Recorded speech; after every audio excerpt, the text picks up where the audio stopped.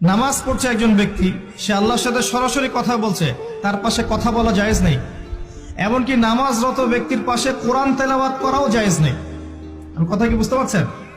একজন ব্যক্তি নামাজে দাঁড়িয়েছে, আল্লাহর সাথে কথা বলছে, পাশে আপনি কোরআন তেলাওয়াত করতে পারবেন না জোরে জোরে। মনে মনে করতে হবে, করতে চাইলে মনে মনে করতে হবে। অনেক সময় মসজিদের ভিতরে দেখবেন নামাজ পড়া হচ্ছে, শোরগোল করছে।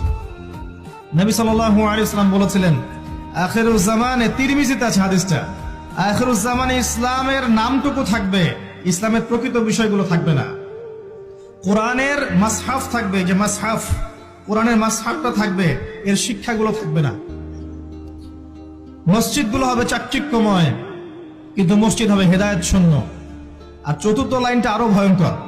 4 নম্বর লাইনে গিয়ে নবীজি বলেছেন সাল্লাল্লাহু আলাইহি ওয়াসাল্লাম, আসমানের নিচে জমিনের উপরে আল্লাহর সবচেয়ে নিকৃষ্ট সৃষ্টি হবেন এক শ্রেণীর আলেম, যাদের থেকে ফিতনা ছড়াবে এবং তাদের দিকেই ফিতনা ফিরে আসবে।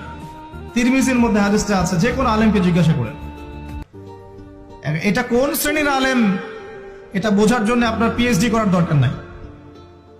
যারা দিনকে দুনিয়ার বিনিময়ে বিক্রি করেছে তারাই সেই শ্রেণীর আলেম।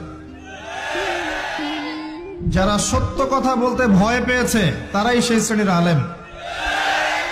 যারা সত্যকে মিথ্যার সাথে মিশ্রিত করেছে তারাই সেই শ্রেণীর আলেম। এবং যারা ইসলামের নামে উম্মাকে শতদা বিভক্ত করে দিয়েছে এরাই সেই শ্রেণীর আলেম।